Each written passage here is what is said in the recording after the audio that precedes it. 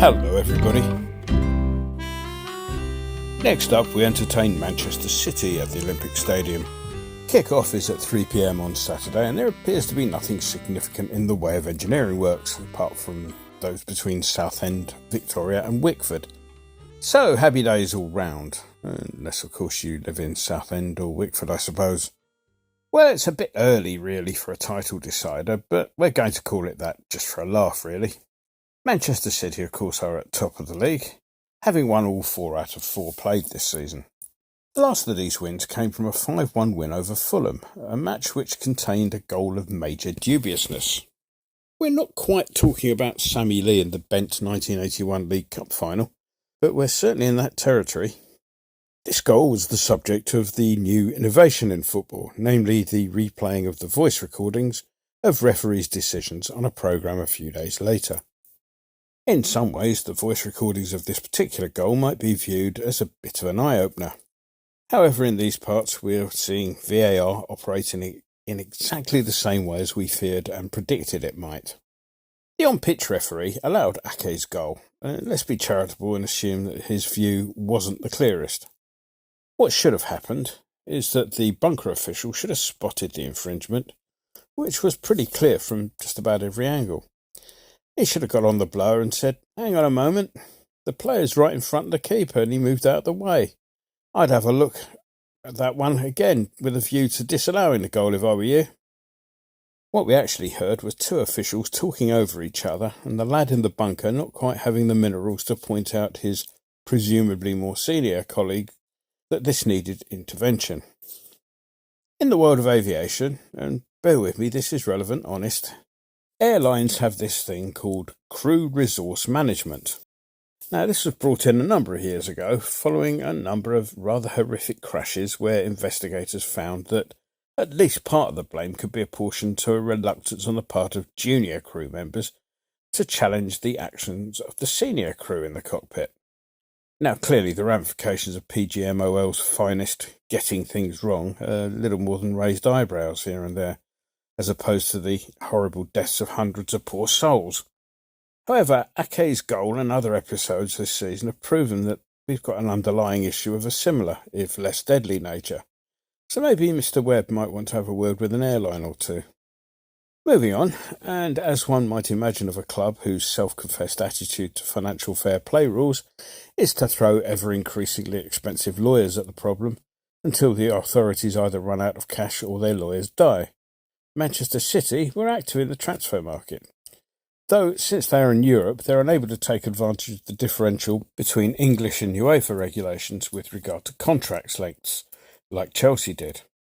During the window, they did keep an eye on proceedings on Declan Rice, who will probably end up there in a couple of years, at which point Arsenal fans will reminisce about the glory days when they lifted that charity shield that time. However, interest waned after an initial bid was rejected. Similarly, an interest in Paquetá disappeared in the light of the various investigations into betting patterns that are taking place at the moment. Looking at the transfers in, Daisy, who's waving around the engagement ring with which her silence was bought, advises me that they brought in 5 players during the summer. First cab off the rank was Mateo Kovacic, who arrived after 5 years of hell with Chelsea for £25 million. At 29, he's got decent experience behind him, and indeed he's pushing 100 caps for his native Croatia at the time of writing. He's a major doubt for this one, as at the time of writing he's waiting for an MRI scan in respect of a lower back problem. In case Kovacic was feeling a little bit lonely, they brought in another Croatian in the form of 24-year-old Josko Gvardiol from Fizzy Drink Leipzig. The Croatian international defender, whose surname prompts speculation as to whether his teammates are brave enough to call him Pep, is another experienced international. He's known best as a central defender, but he also has a lot of experience playing at left-back if necessary. Belgian winger/striker Jeremy Doku was the subject of a bid from our good selves during the last window. Whatever the details of that bid were, both Rennes and the player felt able to reject the offers, and the player headed off to the grim north for a fee said to be in the region of £55.5 million. He's broken into the Belgian national squad over the past few years, having gained caps at every level upwards from under 15, and he's now got 16 full caps for the mayonnaise on chips guys. He's mainly used as a right winger, so it would appear that he's the player that might have been competing for kudos for a place in our squad. Now, I must admit, I found the £53 million transfer that took Mateus Nunes from Wolves a somewhat perplexing deal. I don't recall him standing out in what most observers would concede is a pretty mundane Molineux squad, but clearly the player had enough about him to interest the citizens. He's just had the one appearance this season, taking part as he did in the defeat of Fulham. He started the football season in footballer limbo at Wolves, having effectively gone on strike when Wolves refused to let him go. Realising they weren't going to get much out of the player, they eventually got shot of him as the window started to close. The last signing was a familiar name. Jamal Baptiste was highly thought of in our academy setup. Unfortunately, the player had encountered serious health issues which kept him out of contention for lengthy spells at a time, and the decision was made to release the player. Manchester City elected to take a punt and signed him up on a free, shipping him out to Belgian outfit and City Football Group associated company, Lommel, where he was plied his trade in what is the Belgian equivalent of the Championship. On the injury front, one player who will be definitely missing is Kevin De Bruyne, which from one point of view is a good thing, or if like me you could watch him all day long, possibly a bad thing. There are further doubts over Stones and Grealish, but both are said to be likely to travel south. And now let's move on to the wild and wacky world of association football. And frankly, you don't get wackier than the news that the team from that village in Wales with the incredibly long, unpronounceable name that ends up going Gogogoch have actually signed a new sponsorship deal, in the form of a deal with La Liga. Yes, that La Liga. The one with Barcelona, Real Madrid and all that lot in it.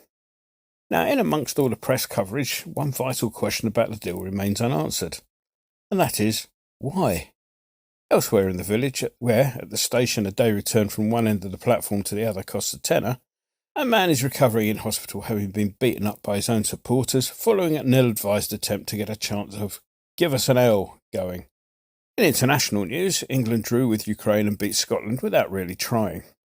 That's despite picking the likes of Phillips and Maguire, whose Premier League game time this season is similar to mine. Plus, of course, Henderson, who was never good enough for England even before he elected to go to Saudi Arabia, incurring the wrath of all those nasty minority groups whose human rights mean slightly less to Henderson than the petrodollars he's probably lining his socks with to use as shin pads. The negative comments to the effect that money was his main motivation apparently really hurt the player, who clearly expects us to believe that he's there to assist footballing development out there. Yeah, still drawing a salary though, I bet. Down in the National Leagues, there was a bizarre situation where Buxton became livid at the referee for abandoning their match against Scunthorpe when they were 1-0 up. The problem being that the heavens had opened, leading to the game being called off in the 96th minute. This, of course, brought to mind the case of Dennis Law, who once scored 6 in an FA Cup tie for Manchester City, only for the game to be rained off with 20 minutes left. Hilariously, City lost the replayed match 3-1. Enough ancient reminiscence tomfoolery. Let's move on to us. Not much really to say about the win over Luton. It was comfortable enough, though there was mild irritation that we let one in at the end of the game. Home support were up in arms that a penalty should have been given against Souček at the end. They were wrong. There was a flick from a defender which saved the player from sanction. Had the ball hit him straight from the corner, they might have had a point. It didn't, and they didn't. On the injury front, there's a minor worry over Soufal, but he should be okay. There was another minor worry over the future of James Ward-Prowse for this week. Him missing out on training earlier on in the week with what was described as a minor knock. However, he benefited by the fact that the England manager is the only person in the known universe who thinks he's not good enough to play for England over the likes of, well, Henderson, thus gaining some vital rest and respite from whatever knock ailed him. And he'll be fit again this weekend. Let's move on to the prediction then. Well, I'm probably a bit more optimistic over this one than I have probably a right to be. I think a win might still be a step too far, but something in my bones suggests that this one will finish up on us even. So the £2.50 that I was going to spend on a season ticket for the football club at that Welsh place with the long name that's unpronounceable and finishes up going Gogogoch will instead be placed on a wager for the match to finish in a 2-all draw. If that's okay with you, Mr. Winston. Enjoy the game.